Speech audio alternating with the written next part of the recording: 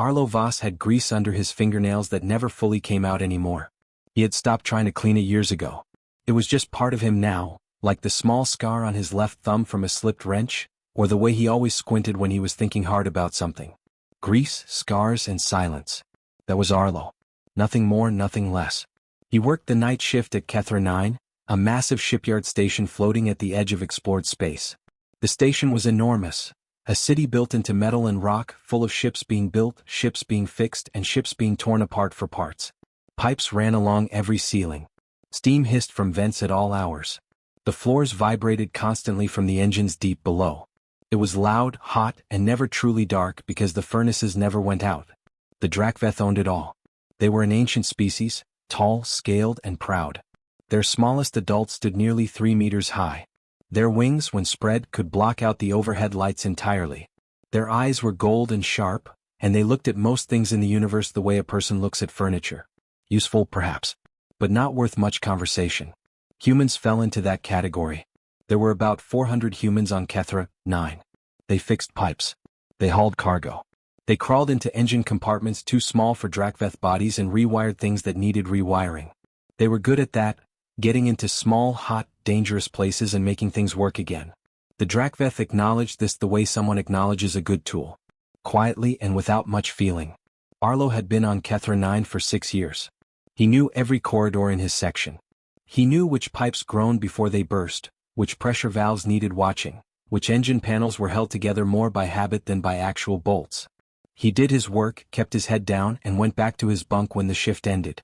His coworker Nessa said he talked more to broken machines than to people. She was right and he knew it. Machines made sense to him. They had clear problems and clear solutions. People were harder. That particular night started like every other. Arlo was doing routine checks on the fuel distribution lines in Section 4, working his way slowly along the wall with a pressure gauge in one hand and a small light clipped to his collar. The station was quieter at night, fewer Drakveth moving around, fewer ships coming and going. The hum of the station felt almost peaceful when you got used to it. Nessa was somewhere 2 corridors over, checking coolant seals. They communicated through short messages on their wrist units when they needed to. Mostly they worked in comfortable silence. Arlo stopped at Junction 9, pressed the gauge against the pipe fitting and watched the number. A little high. He made a note. He would flag it in the morning report and someone would come fix it properly.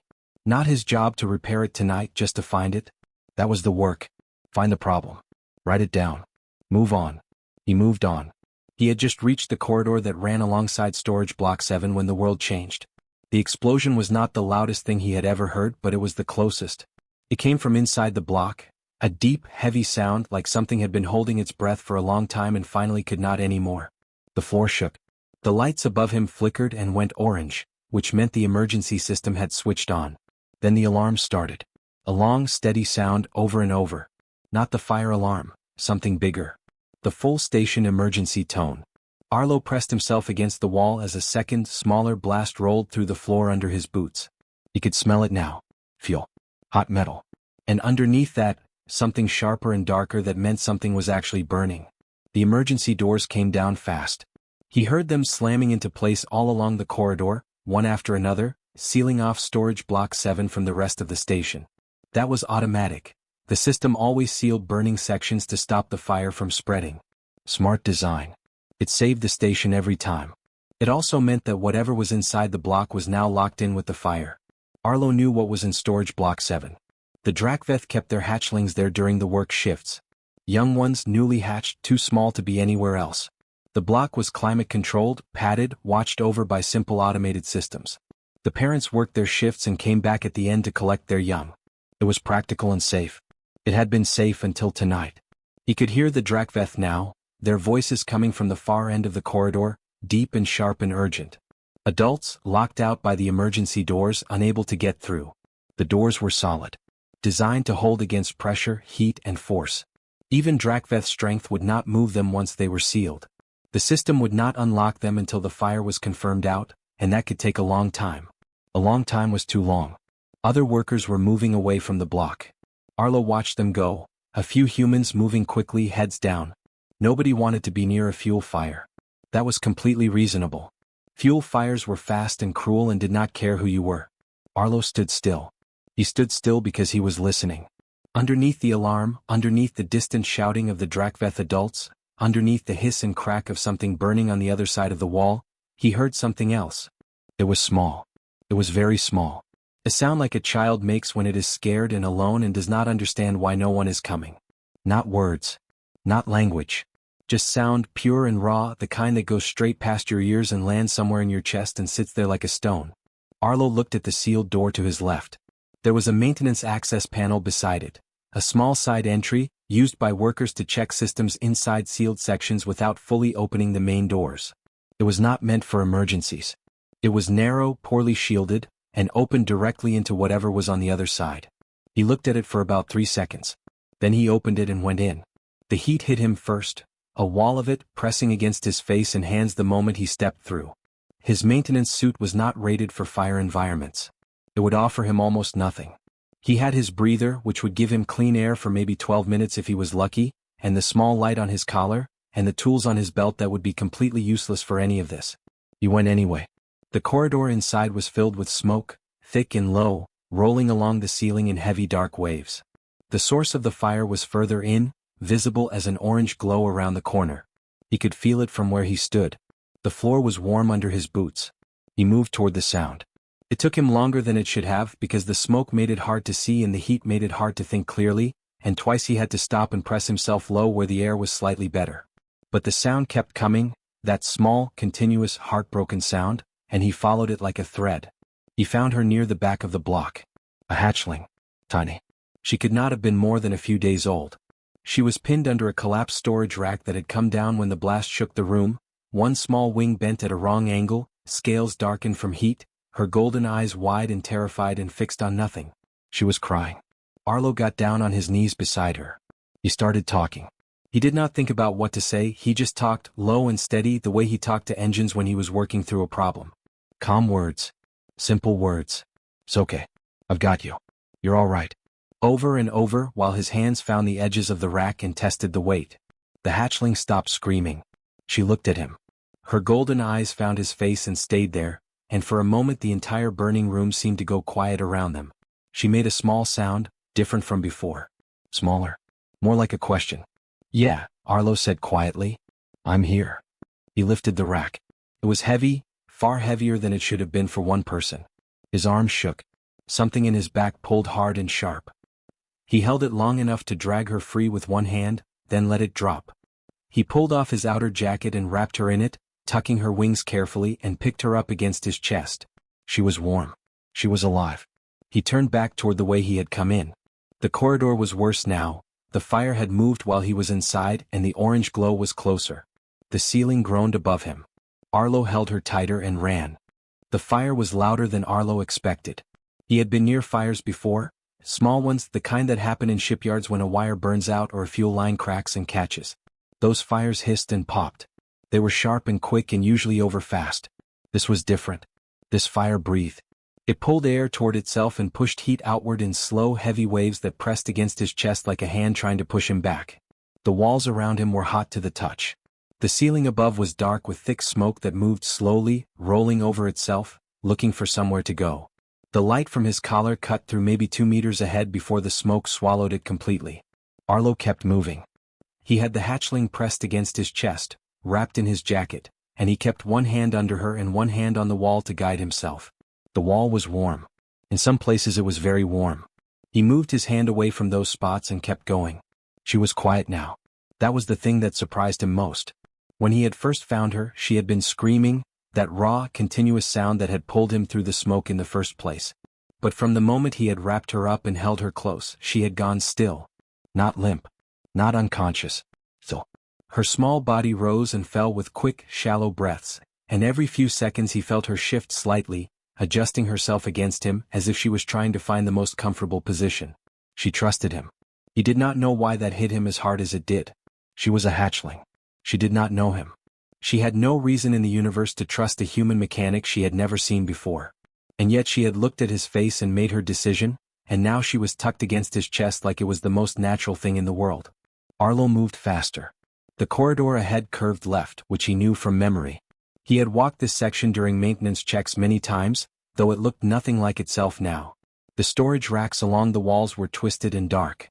One had completely collapsed across the corridor floor, and he had to step over it carefully, keeping the hatchling level, watching his footing on metal that shifted under his weight.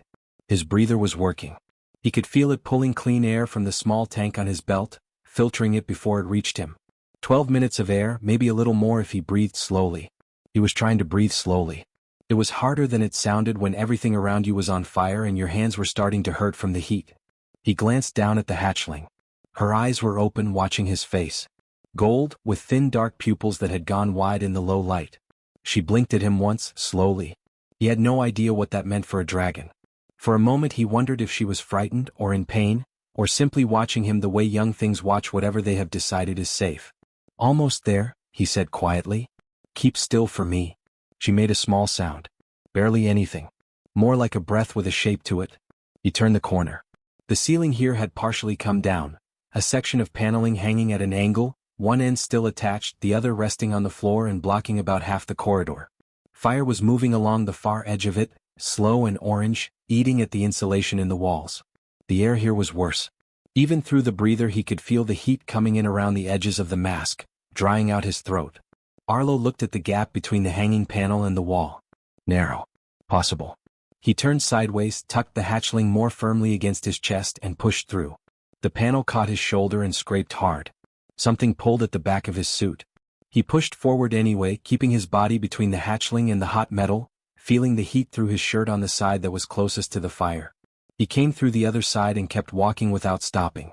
His hands were hurting more now. He looked at them quickly without slowing down. The skin on the backs of both hands was red and tight-looking, the way skin gets when it has been too close to heat for too long. Not blistered yet. Not the worst kind of burn. But real and getting worse the longer he stayed in here. He put the thought away. There was a door at the end of this corridor, the maintenance access panel he had come through. It would still be there. It would still open. He just had to reach it. The floor groaned under him. He stopped. The groan came again, deep and structural, the kind of sound a building makes when something important is failing inside it. He had heard that sound once before, years ago, when a cargo platform had given out 2 sections over from where he was working. He had learned then that when a structure made that sound, you had about 30 seconds before it decided to do something dramatic. He started running. Not fast. He could not go fast with the hatchling in his arms and the floor uncertain under his boots and the smoke thick enough to turn the corridor into a gray wall 2 steps ahead. But he moved as quickly as he dared, one hand still on the wall, counting the meters in his head from memory. 20 meters. Maybe 25. The hatchling made a sound, sharper than before. He felt her grip tighten inside the jacket, small claws finding the fabric and holding on. "I know," he said. "I know. Hold on." The ceiling behind him came down. He felt it more than heard it, a massive heavy impact that shook the floor under his feet and sent a wave of hot air rushing past him from behind, pushing him forward like a hand against his back. He staggered, nearly went down, caught himself on the wall and kept moving. The maintenance panel was there. He saw the edge of it in the smoke, the slightly different color of the frame, the small handle that was used to pull it open from inside. He reached it and grabbed the handle with one burned hand and pulled. It did not move. He pulled again, harder. The handle was hot and his grip was not good and the hand hurt badly now, a deep throbbing hurt that made his fingers want to open on their own. He held on. He reset his feet against the wall beside the frame and pulled with his whole body. The panel opened. Cold air, or at least air that was not on fire, poured through from the other side. He pushed through the gap, turning again to protect the hatchling, and came out into the outer corridor and immediately went down. His knees hit the floor hard. He had not meant to fall. His legs simply stopped working properly the moment the immediate emergency told them they could. He went down slowly enough to keep his arms up, keeping the hatchling above the floor, and ended up sitting against the wall just outside the maintenance panel with his back against the cool metal and his burned hands held out in front of him. The hatchling was still in his arms. She was looking up at him. The corridor outside was full of people.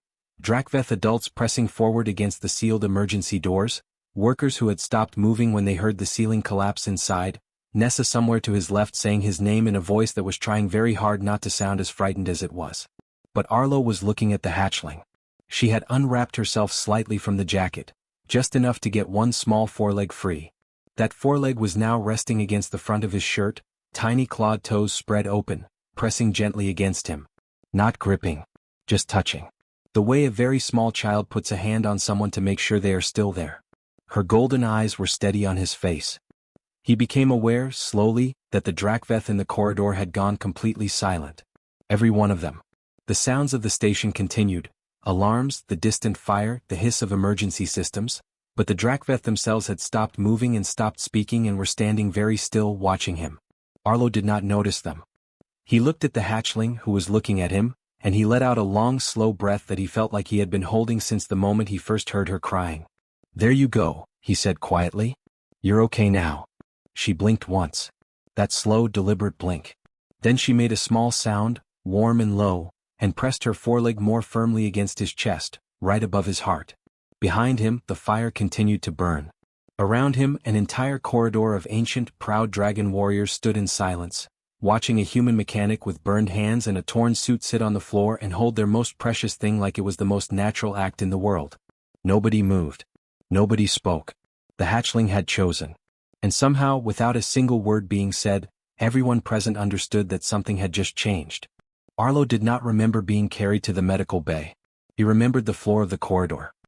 He remembered the hatchling's small foreleg pressed against his chest. He remembered Nessa's voice saying his name. After that, there was nothing, just a long, dark quiet, the kind that comes when a body has used everything it had and simply switches off for a while. He woke up slowly. The first thing he noticed was the ceiling.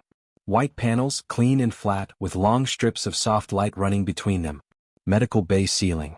He had been here once before, 2 years ago, when a pressure valve had blown near his face and taken a small piece of his eyebrow with it. Same ceiling. Same lights. Same faint smell of antiseptic and recycled air. The second thing he noticed was the pain. His arms were wrapped from the wrists to just below the elbows in white medical dressing. The pain was not sharp, whatever they had given him had taken the edge off, but it was there, deep and constant, like the arms were trying to remind him of every second he had spent in that burning corridor. He moved his fingers carefully. They worked. Slowly and with complaint, but they worked. The third thing he noticed was the weight on his legs. He lifted his head from the pillow and looked down. The hatchling was curled up across his shins, her small body tucked into a neat circle, tail wrapped around herself, eyes closed. She had found a way to pull the edge of his blanket over part of herself, and she was sleeping with the focused, serious expression that very young things have when they sleep, like sleeping is important work and they are doing it properly. Arlo stared at her for a long moment. Then he put his head back on the pillow and stared at the ceiling instead, because looking at her made something in his chest feel strange and full, and he did not quite know what to do with that. A medic came in not long after, a human woman named Petra who worked the overnight shifts and had the calm, practical manner of someone who had seen most things and stopped being surprised by them. She checked his chart, checked his dressings, and then looked at the hatchling on his legs with an expression that was trying very hard to be professional. "She's been there since they brought you in," Petra said. "We tried to move her twice." She bit the second person. "Is he all right?" Arlo asked. Small bite. More surprised than hurt. Petra made a note on her chart. "We decided to leave her." Arlo nodded. That seemed reasonable. Petra changed his dressings with careful hands, and Arlo looked at the ceiling and breathed slowly and did not make any sound, because he had decided some years ago that making sounds when things hurt was not useful. The burns were second degree in places, she told him. Serious but clean. No infection. He would have scarring, probably, on the backs of both hands and along the outer forearms. He would need to keep the dressings on and rest the hands for at least a week. He thanked her. She left. The station outside continued its business. He could hear it distantly, the low vibration of engines, the occasional announcement through the corridor speakers, the sounds of a place that did not stop for anything. Arlo closed his eyes and listened to it, and somewhere in the middle of listening he fell asleep again. He did not know how long he slept the second time. When he woke, the room was different. The lights had shifted to the station's morning cycle, slightly warmer, slightly brighter. And the room was no longer empty. Nessa was sitting in the chair beside his bed, arms folded, watching him with the expression she used when she was relieved about something but had decided to be annoyed about it instead. She had a cup of something warm in one hand and dark circles under her eyes that said she had not slept. "You ran into a burning building," she said. "Corridor," Arlo said. "It was a corridor. That's what you're focusing on. It's more accurate." Nessa looked at him for a long moment. Then she handed him the cup, which turned out to be tea, and looked away at the wall because she was not the kind of person who showed worry easily and she had apparently used up her quota for the morning. The hatchling was still there. Still on his legs. Still asleep. "They've been outside since last night?" Nessa said quietly, nodding toward the door. Who has? The Drakveth. She paused. A lot of them. Arlo looked at the door. It was closed. He had not thought about what was on the other side of it. Her parents? He asked. Yes. And others. Nessa turned her cup in her hands. Rixath is out there. Arlo knew that name. Everyone on the station did. Elder Rixath was the senior Drakveth overseer, old, enormously large, and possessed of a quality of stillness that made most people uncomfortable. He did not come to medical bays. He sent people to medical bays. Why is Rixath here? Arlo asked. Nessa opened her mouth. Then she closed it again. She looked at his arms. Your dressings, she said carefully. Has anyone checked them this morning? Something in her voice made him look down. The white dressing on his right arm had a faint glow coming through it. Not bright, not the kind of thing you would notice in a fully lit room if you were not looking. But in the way the morning light fell across the bed, it was visible. A soft, warm light, silver with the faintest trace of gold, coming from underneath the bandages. Arlo stared at it. Petra noticed it about an hour ago, Nessa said. She unwrapped one of them to check. She paused. Arlo, the burns are gone. He looked up at her. Not healed slowly. Gone. Both arms, clean skin, and these, she stopped. You should just look. She reached over carefully and began to unwrap the dressing on his right arm, slowly, starting from the wrist. The medical wrap came away in quiet loops and dropped into her lap, and Arlo watched his own arm appear from underneath it. The skin was not burned. There were no blisters. No raw red patches. No damage at all. The skin was smooth and unmarked, except that it was not unmarked, because running from his wrist up toward his elbow, in patterns that curved and crossed and looped back on themselves with the careful precision of something written rather than something grown, were lines of silver gold light pressed into his skin like ink that had been set on fire from the inside. He turned his arm over slowly. The patterns continued on the underside. They were not painful. They did not itch. They simply existed, warm and faintly luminous, covering both his forearms completely in script that he did not recognize but that felt, in some way he could not explain, intentional. Like it had always been supposed to be there and had only just now arrived. The hatchling woke up. She lifted her head from his legs, blinked twice, and looked directly at his arms. Then she made a sound, a low, resonant sound too big for her small body, that Arlo felt more in his chest than heard with his ears. She looked at his face. She looked at his arms again. Then she crawled up from his legs, carefully, step by step, until she was sitting on his lap facing him, and she pressed both small forefeet against his marked forearms and closed her eyes. The light in the patterns brightened for just a moment, then settled. The door opened. Petra came in first, and behind her, moving carefully through a door frame that was not quite large enough, came Elder Rixath. Arlo had seen Rixath from a distance many times. Up close, in a small room, he was something else entirely. His scales were deep gray-green, old and layered, and his eyes were the color of cooling metal, not warm gold like the hatchlings, but a steady, ancient amber that held a great deal of information and gave very little of it away. He moved slowly but not weakly. The way very large things move when they have learned that the world is small and they must be careful inside it. He looked at Arlo's arms for a long time without speaking. Then he looked at the hatchling, who was still sitting in Arlo's lap with her eyes closed and her forefeet on his marked arms. Then he looked at Arlo's face. Behind him, in the corridor, Arlo could now see other Drakveth gathered, including two that he understood must be the hatchling's parents, pressing close to the open door with expressions that were completely unreadable to him. Rixath lowered himself slowly until he was closer to Arlo's eye level. It was clearly an unusual thing for him to do. It looked like it cost him something. He spoke. His voice was deep and careful, each word placed like something heavy being set down gently. Do you know what is written on your arms? He asked. No, Arlo said honestly. Rixath was quiet for a moment. It is very old script, he said. Older than this station. Older than most things we have built. He paused. It is a name. Her name. Written in the oldest form of our language, on the body of the one she has chosen. Another pause, longer this time. We call it the flame bond. We have words for it in every text we have ever written. We have stories about it that go back further than our written history. He stopped. We did not think, he said quietly, that it could happen to a human. The hatchling opened her eyes and looked up at Rixath with the calm, complete confidence of someone who had already made their decision and did not feel it required any further discussion. Rixath looked back at her for a long moment.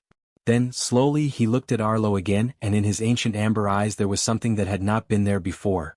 Something careful and wondering and not entirely comfortable, the look of a being who has just discovered that the universe does not care about the limits of what he believed was possible. The room was very quiet. Outside nobody spoke. The council chamber was the largest room on Kethra 9. It sat at the very center of the station, built into the oldest section of the structure, where the walls were thick and the ceilings were high enough for the largest Drakveth elders to stand fully upright without discomfort. The floor was dark stone, brought from the Drakveth home world generations ago. The walls held carvings, long panels of old script and images that told the history of the Drakveth people in careful, deliberate detail. Every line had been cut by hand. Every image meant something specific. It was not a room built for humans. The ceiling alone was 5 times Arlo's height. The seats around the great circular table were sized for beings much larger than him. The lighting was dim by human standards. Drakveth preferred lower light, their eyes working better in it. When Arlo stood in the center of that room, he felt the way a single tool feels when left on a very large, very empty workbench. Small. And slightly out of place. He had been told to wait outside first. That had been 2 hours ago. He sat on a low bench in the corridor outside the chamber doors. A bench that had clearly been brought there specifically for him, because nothing else in the corridor was remotely the right size for a human to sit on. Nessa had wanted to wait with him. He had told her to go rest because she had not slept and there was nothing she could do out here anyway. She had argued for 4 minutes and then gone, which was actually faster than he expected. Sova was with him. She sat beside him on the bench. Or rather, she sat halfway on the bench and halfway on his leg, because she had not yet developed a strong understanding of personal space, and because she seemed to operate on the principle that any surface Arlo was occupying was also available to her. She was bigger than she had been 3 days ago. Dragon hatchlings grew quickly in their first weeks. He had not known that before. She was still small, still young, but there was more of her than there had been in the medical bay, and the small foreleg that pressed against his arm was noticeably less tiny than it had been. He could feel a faint warmth from the markings on his arms when she touched them. Not painful. Just present. Like a reminder. He looked at the marks while he waited. He had spent a lot of time looking at them over the past 3 days. They did not change. Same patterns, same silver gold light, same careful lines of ancient script covering both forearms from wrist to elbow. Petra had examined them thoroughly and concluded that medically, they were unlike anything she had training for, and she had written a very long report about them that she seemed both proud of and deeply uncertain about simultaneously. Nessa had translated portions of the old Drakveth text she had found in the station's records archive. It had taken her most of 2 days, working with a translation program that was imperfect at best with ancient script. What she had found was not simple. The flame bond, according to those texts, was not a ceremony. It was not something the Drakveth did on purpose. It happened, or it had happened in very old times, when a hatchling in immediate mortal danger formed a survival bond with a protector who had no obligation to help and helped anyway. The bond was biological and permanent. It could not be transferred. It could not be undone by any ritual currently known. The marked individual became, in the language of the old texts, something that translated roughly as a flamekeeper, a guardian recognized by the hatchling's bloodline as permanently bonded to their young. The texts also noted very clearly that it had only ever happened between Drakveth. Until now. The chamber doors opened. A younger Drakveth, an aide of some kind based on the markings on his chest, looked down at Arlo with the particular expression of someone who has been asked to do something they find slightly uncomfortable and is being very professional about it. "They will see you now," he said. Arlo stood up. Sova immediately stood up with him and pressed against his leg. He looked down at her. "You need to stay here," he said. She looked up at him with gold eyes that contained absolutely no intention of staying anywhere. He sighed quietly and looked at the aide. The aide looked at Sova. Sova looked at the aide with the calm certainty of someone who had already decided how this was going to go. The aide stepped back from the doorway. They went in together. The council was already assembled. 12 Drakveth elders seated around the great circular table, with Elder Rixath at the far end, not quite the head of the table because the table was circular and had no head, but somehow giving the impression of being the head anyway, the way certain people do regardless of where they sit. To Rixath's left sat 2 Drakveth that Arlo recognized from the doorway of the medical bay. Sova's parents. Her father Varek, large and broad-scaled, dark green with gold markings along his jaw. Her mother Tess, slightly smaller, gray-blue, with the careful stillness of someone managing a great number of emotions very quietly. As looked at Sova when they entered, and something moved across her face. Relief, pain, gratitude, something else. All of it together and gone again in less than a second. Varric looked at Arlo. Arlo looked back at him steadily and said nothing. There were 3 other humans in the room, station administrators who had been called in because this situation technically involved human personnel. They were standing to one side and had the look of people who had been hoping very much that they would not be called upon to say anything. Arlo stood in the center of the room. Sova sat on his foot.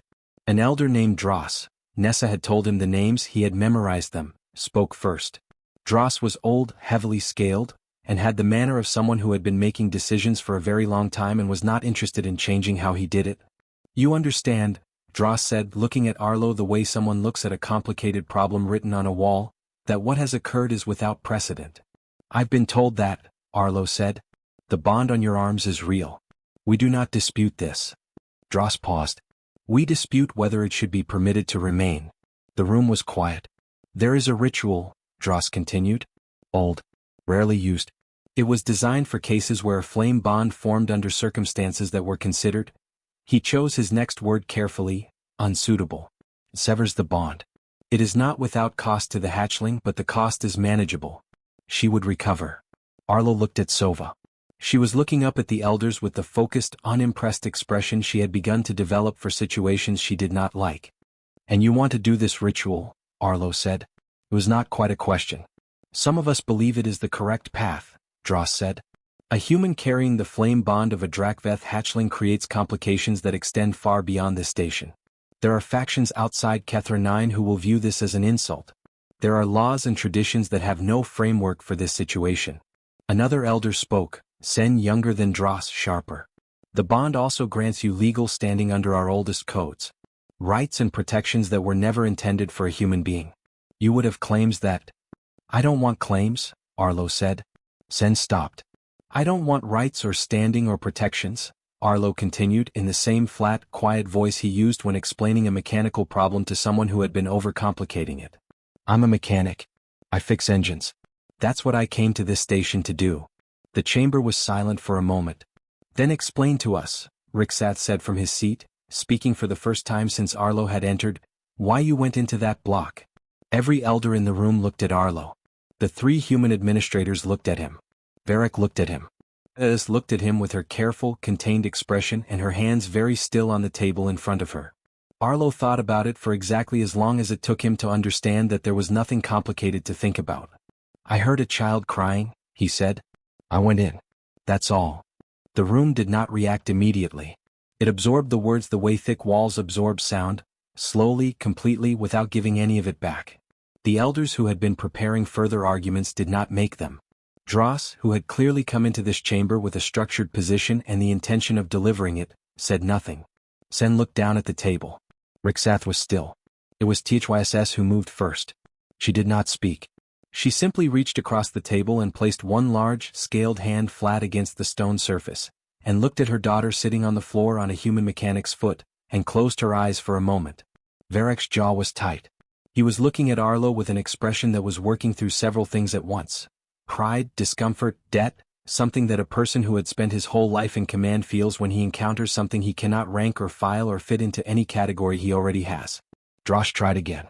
He spoke for several more minutes, carefully, methodically, laying out legal concerns and political implications and the various complications that the bond would create with outside factions. He was not wrong about any of it. The complications were real. The political problems were real. But the words landed differently now. They landed after the other words. And nothing in Dross's careful, structured argument had the same weight as the 8 words that Arlo had already put into the room. I heard a child crying. I went in. One of the other elders, old Marin, who had not spoken yet and had the look of someone who preferred to wait until they had something worth saying, looked at Sova. Then looked at the marks on Arlo's arms. Then looked at the ceiling for a moment, thinking. The old texts, Marin said slowly, do not describe the flame bond as something that can be wrong. She paused. They describe it as something that simply is. The hatchling chose. The bond formed. The texts do not say this process makes mistakes. Dross looked at her. We would be undoing something, Marin continued quietly, that our oldest laws describe as sacred, because it happened to a human instead of one of us. She let that sit. I want someone to explain to me why the bond is less real because of who ran into that fire. Nobody explained it. Because nobody, when the moment came, could find a way to say it out loud that didn't sound like exactly what it was. The chamber stayed silent for a long time. Sova looked up at Arlo. He looked down at her. She blinked. That slow, deliberate blink that he was beginning to understand meant something, though he could not yet say exactly what. He put his hand on her head gently. The marks on his arm glowed softly in the dim light of the ancient room. Nobody in the chamber looked away. 3 weeks after the fire, Sova discovered that she could fit inside the open engine panel of a Class 4 hauler. This was not useful information for anyone except Sova, who seemed to find it extremely interesting. She had crawled in while Arlo was working on the fuel injector assembly, turned herself around somehow in a space that should not have been large enough for that, and was now peering out at him from between two coolant pipes with an expression of complete satisfaction. Arlo looked at her. She looked at him. Out, he said. She did not come out. She made a sound that he had come to understand meant she was comfortable and saw no reason to change that. He reached in and carefully lifted her free, set her on the floor beside his toolbox and went back to the fuel injector. She watched him work for approximately 40 seconds. Then she climbed into the engine panel again. He let her stay this time. That was how most mornings went now. Arlo worked. Sova supervised. She had strong opinions about where she wanted to be at any given moment, and those opinions almost always involved being within arm's reach of him.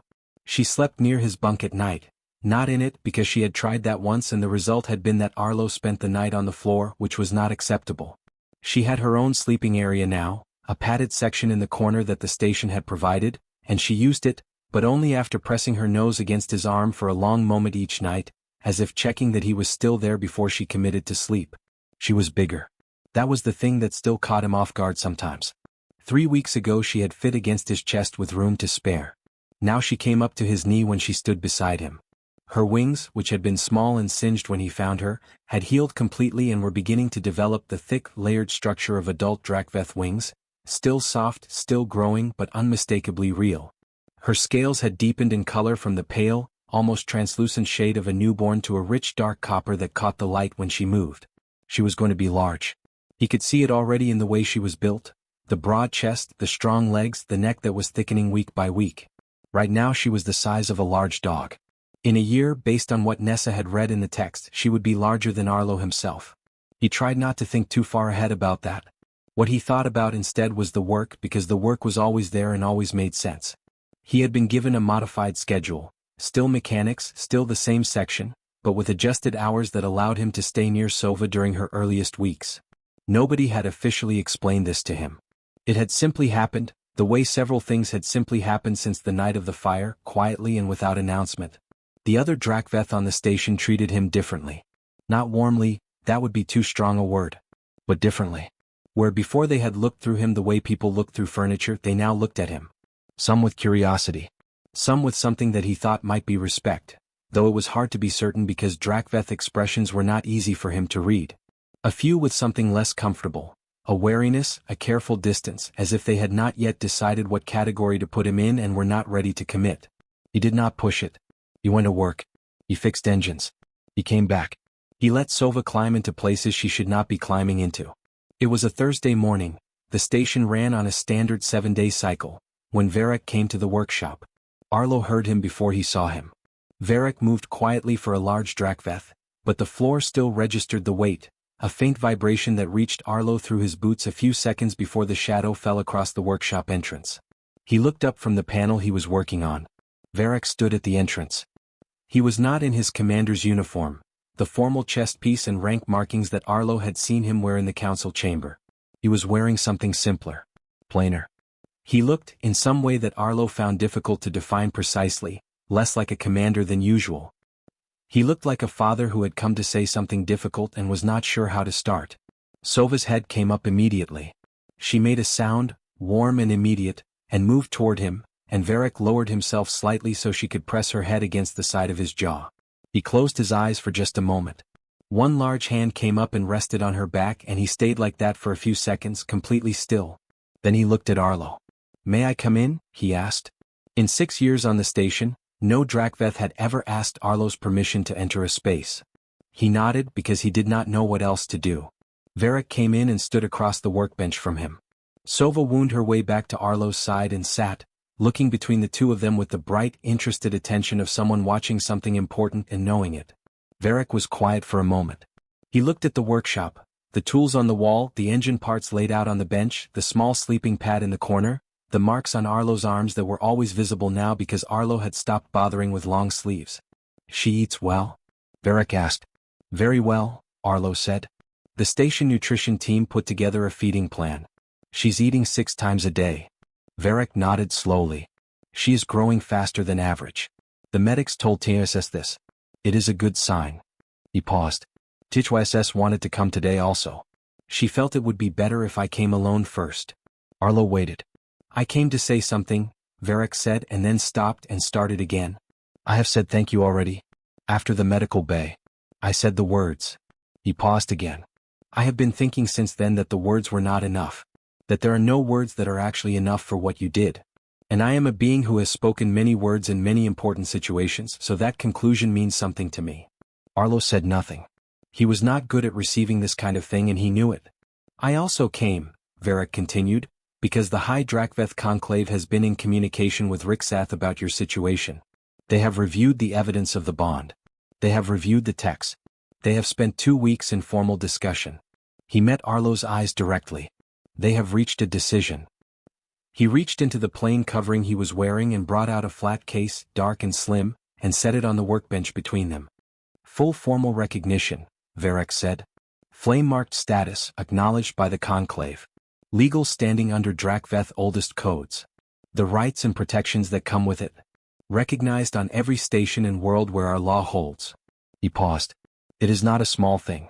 It has not been given to a non-Drakveth before." Arlo looked at the case. He did not open it. He looked at Sova. She was sitting beside his leg, looking up at him with her gold eyes half closed in that expression she had when she was relaxed and content and exactly where she wanted to be. Her tail was resting across his foot.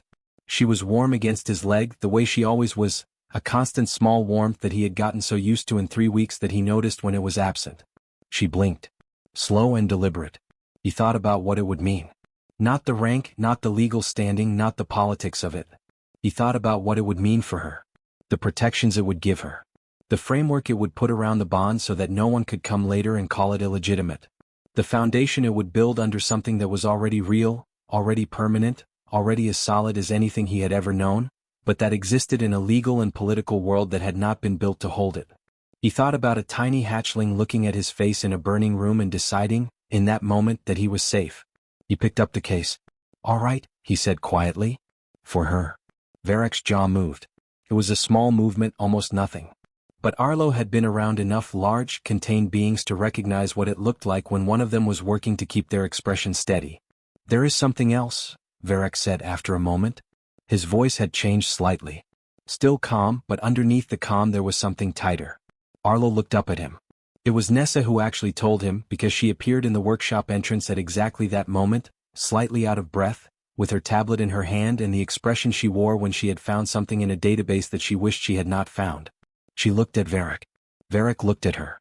Something passed between them that told Arlo they had already spoken. She came in and turned the tablet so he could see the screen. "I've been monitoring external communications," she said. "The Conclave's decision wasn't kept internal. Someone talked." She paused. "There's a faction. Hardliners outside the station. They've been calling the bond an abomination since the first reports came out. Now that the Conclave has formally recognized it," she stopped. Took a breath. "They're already moving Arlo. They've filed a formal challenge and they've dispatched someone here to make it in person." Arlo looked at the screen. "His name is Koseth," Nessa said. "High Arbiter. He has authority to override local council decisions under certain old laws." She looked at him carefully. "He's 3 days out."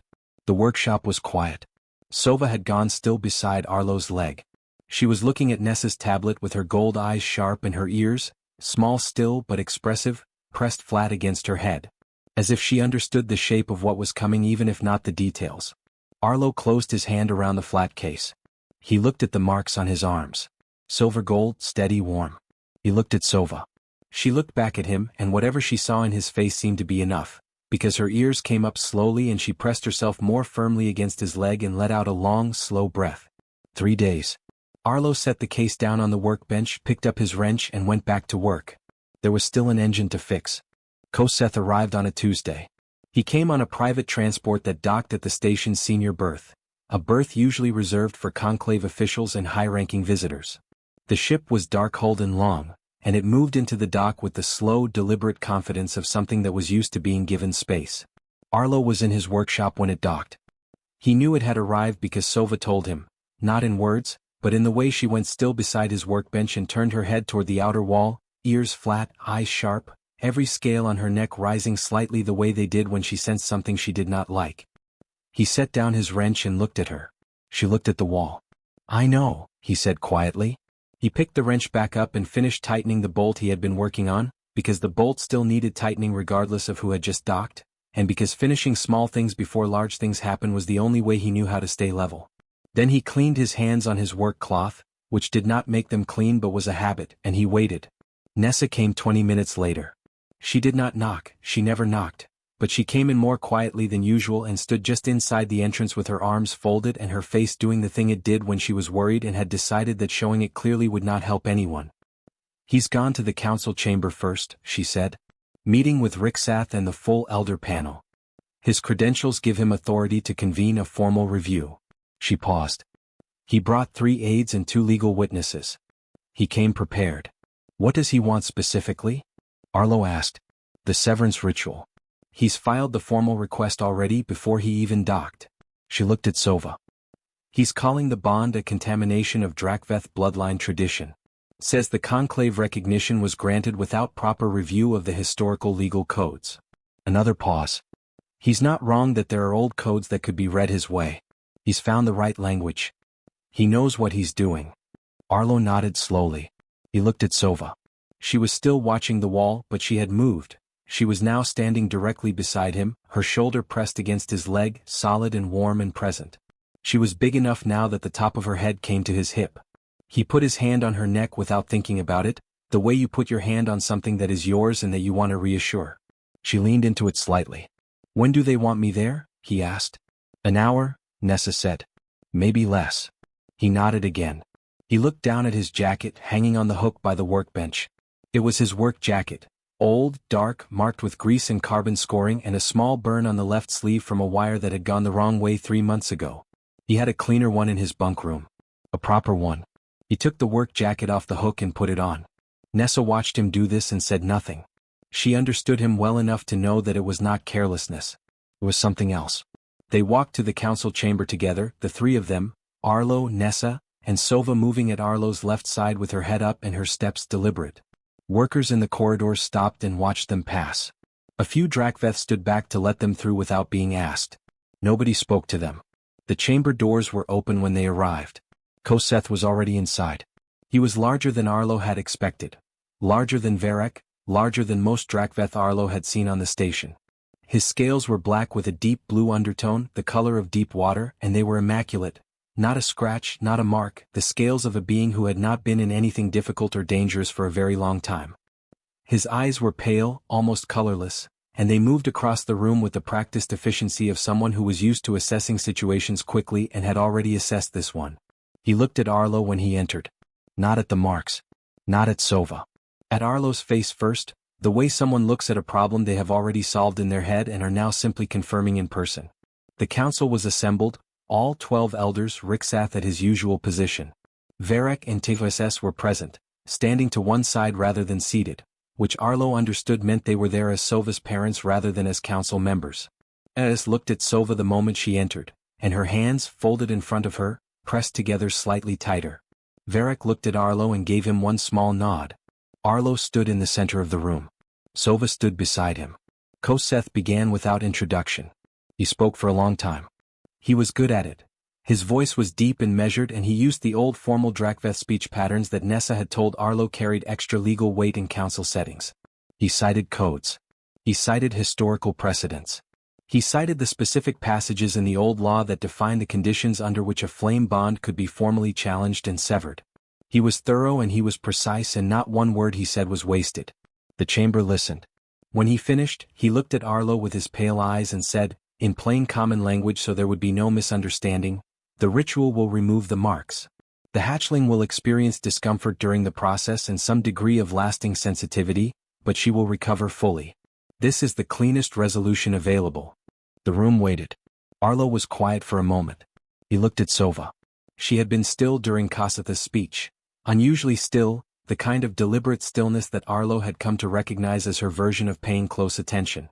But now, as the room's attention shifted, she moved. She stepped forward, away from Arlo's side, and turned to face Koseth directly. Her wings came out, not fully extended, not yet large enough for that to be the dramatic gesture it would one day become, but open, spread to their full current width, which was enough to make her intentions absolutely clear. She was small. Koseth was enormous. The size difference was almost absurd. She did not move back. Arlo stepped forward and stood in front of her. He did not think about it.